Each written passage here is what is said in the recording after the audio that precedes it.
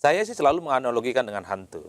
Kita nggak pernah percaya dengan hantu, tapi pada saat yang bersamaan kita meyakini hantu itu ada.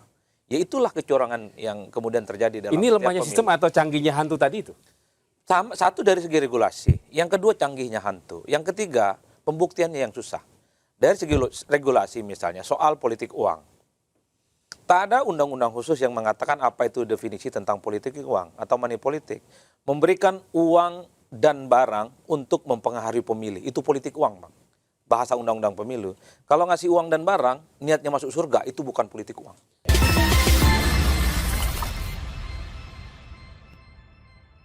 Bang Abdullah, P3 gimana? Kalau P3 sih, tadi saya menggarisbawahi kata optimis itu. Kenapa? Karena ngelihat data di internal kita, ya kan gitu. Dari awal juga memang kita melampaui angka PT, ya kan gitu. Dan saksi-saksi juga infrastruktur partai dari mulai TPS, kemudian di kecamatan, sampai sekarang kita memang sedang fokus untuk mengawal itu, ya kan gitu. Sebab kita tidak mau kecolongan dari kecurangan atau dugaan kecurangan seperti tadi yang Problemnya sama Bang Abdullah, seperti yang Mbak ya Ceril sampaikan tadi. di beberapa daerah memang ada kita temukan, ya kan gitu. Tapi sejauh ini memang P3 sih katakanlah dalam tanda petik kalau dicurangi sejauh ini kita belum belum menemukan. Walaupun ada di level Jakarta aja umpamanya, bahkan ini contoh istri saya aja nyoblos seseorang yang dia kenal. Pas diumumin masih di TPS ini, ternyata nama itu tidak ada coblosannya. Saya tidak tahu bagaimana cara menghitung. Kan nggak mungkin. Posisi kita waktu itu saksi bukan, ya kan gitu. Tapi kebetulan kita ada di TPS, itu kan bagian dari kecurangan walaupun hanya satu suara, ya kan gitu. Jadi contoh-contoh kelemahan itu memang ada dan itu memang harus terus kita perbaiki, kan gitu. Kalau bahasanya Mbak Ceril tadi lebih kepada human error. Kalau P3 melihatnya? Ya human error sangat mungkin, ya kan. Tapi bisa jadi mungkin kalau memang katakanlah ada kekuatan besar, ya kan. Bukan hanya human error. Bisa jadi memang ada skenario besar untuk katakanlah tadi mengistilahkan bahasa dan menggelembungkan seseorang atau Cuman saya menggelembungkan juga ingin salah minta satu masukan partai, kan gitu. Bang Adin yang Sebentar dulu ahli. Mbak Ceril, Bang Abdullah dulu sedikit. Ada kekuatan besar apa maksudnya tadi? Ya kan bisa saja umpamanya kekuatan besar itu orang yang atau orang-orang penting atau orang yang sedang berkuasa. Pokoknya ini harus lolos. Pokoknya si ini harus lolos.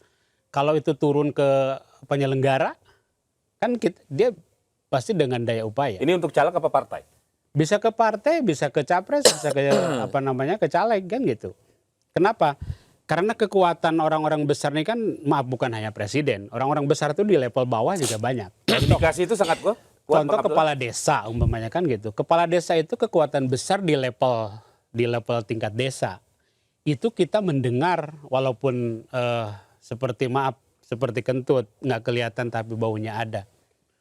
Kepala desa umpamanya mengarahkan harus dukung si Anu atau dukung paslon Anu, itu ada. Itu yang level lokal. Iya, bahkan saya tadi membaca di berita online di salah satu daerah, ini di Tasikmalaya. Jadi kepala desa itu memanggil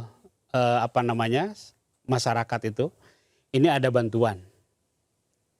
Dan ini bantuannya dari Pak Anu. Padahal itu bukan dari Pak Anu, tapi memang dia kepentingannya dia, kan gitu.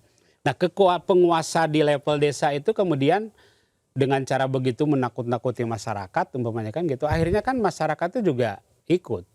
Ancamannya kalau you tidak coblos si Anu ini, data ini akan kami hapus, kamu tidak akan dapat. Jadi Bang Abdullah ingin mengatakan campur tangan kekuasaan sangat terasa. Ada, ya? walaupun maaf seperti kentut itu tadi, ya kan gitu. Dan itu tidak bisa diantisipasi atau dilawan?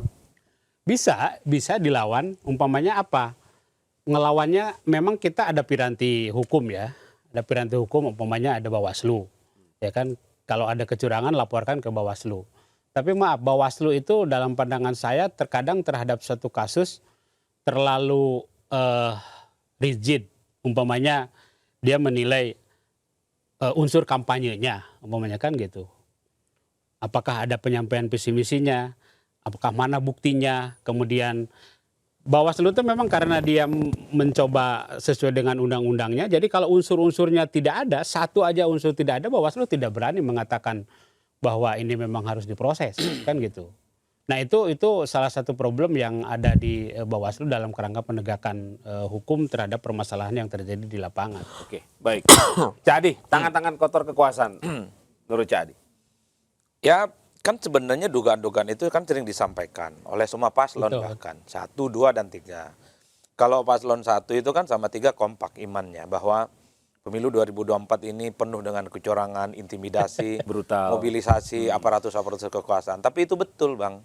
Betulnya apa? Ini diomongkan, mungkin faktual, tapi untuk dibuktikan sebagai sebuah pelanggaran itu tidak pernah ada. Bahkan per hari ini Bawaslu selalu mengatakan belum ada pelanggaran yang disebut dengan TSM. Terstruktur, sistematis, dan masif. Saya sih selalu menganalogikan dengan hantu. Kita nggak pernah percaya dengan hantu.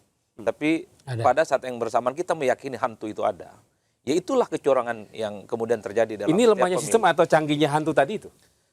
Satu dari segi regulasi, yang kedua canggihnya hantu, yang ketiga pembuktiannya yang susah. Dari segi regulasi misalnya soal politik uang.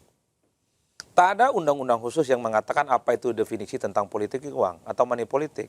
Memberikan uang dan barang untuk mempengaruhi pemilih. Itu politik uang, Bang. Bahasa undang-undang pemilu. Kalau ngasih uang dan barang, niatnya masuk surga, itu bukan politik uang. Jadi ngasih apa aja, hei rakyat, kawan-kawan, ini ada uang dan barang. Ini bukan kampanye, tidak menyampaikan visi misi. Saya memberikan ini lillahi ta'ala ingin masuk surga. Mau apa Bawaslu? Bawaslu tidak akan mendelik itu sebagai sebuah pelanggaran karena diniatkan untuk masuk surga. Yang dianggap sebagai politik uang itu kalau dia mengajak memilih calon yang ngasih uang dan barang, kemudian dia berkampanye, mengidentifikasi dirinya dengan calon tertentu dan menyampaikan visi misi. Bawaslu nggak nemu itu. Padahal praktik di lapangan nyata. Ada kasih sembako, kerudung, keramik, sajadah, rebana. Dan itu hanya dilakukan 5 tahun sekali. Dan itu yang terjadi. Termasuk misalnya mobilisasi aparatus-aparatus kekuasaan yang disampaikan oleh Bang Abdul. Memang tak ada arahan-arahan khusus. Tapi ketika dikumpulkan dalam event tertentu misalnya, kan pesannya nyata. Kalau di proses rekapitulasi, Cadi? Nah rekap ini yang rumit.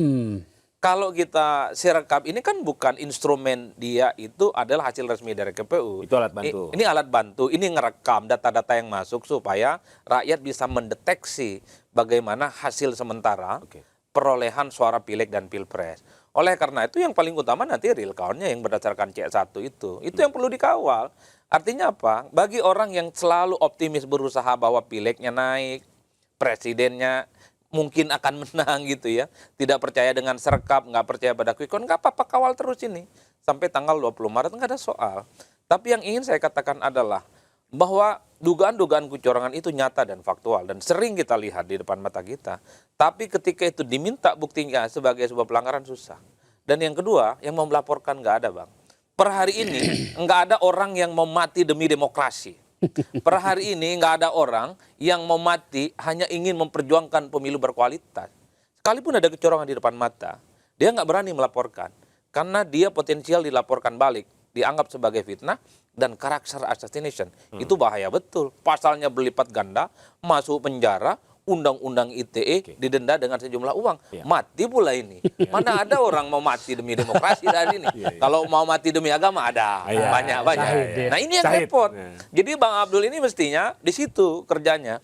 Harus memperbanyak orang, ya, para syuhada di TPS itu ya. Jadi kalau ada kecurangan, laporkan gitu loh. Siap mati dan tegak lurus demi kebenaran dan demokrasi yang sehat. Cuma masalahnya nggak ada, Bang. Berani video, berani foto, nggak berani dia laporkan. Ketika dilaporkan, batas waktu untuk melaporkan sudah lewat. Kan nggak boleh dari seminggu, dari kecurangan. Dia akan nguap. Nah ini yang menurut saya, kecurangan ini terjadi pada semua level. Dari TPS, provinsi, kota, dan seterusnya. Tapi tak ada yang meninvestigasi yang menurut saya secara serius sampai tuntas. Bahkan 2019 yang lalu, di Malaysia itu luar biasa betul. Kalau menurut Cadi, ini paket pilpres sendiri, pileg sendiri, atau paket sama-sama? Kalau pilpres agak gampang lah cara mendeteksinya. Siapa yang curang, curangnya banyak dan curangnya sedikit, agak gampang.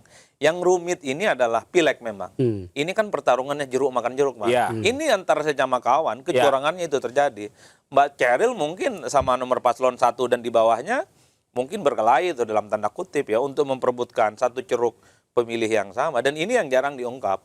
Nah, yang kita diskusikan dari tadi ini kan kita bicara pileg. Bagaimana suara-suara pileg ya itu tidak dikriminalisasi, tidak dikebiri, dan dia potensial untuk lolos ke parlemen, baik P3 ataupun PSI. Kan itu yang sedang diusahakan. Kata Mbak Sheryl, sekalipun hasil quick count per hari ini hanya sekitar 2,8. Real count mungkin ya. Quick count. Maksud saya itu bukan tidak mungkin karena suara PSI di mana-mana merasa dicurangi, kemudian salah input, error of human atau human error. Dan Kan itu yang sebenarnya sedang gini, Bang Adi, diusahakan, Bang termasuk Adi. P3 gitu.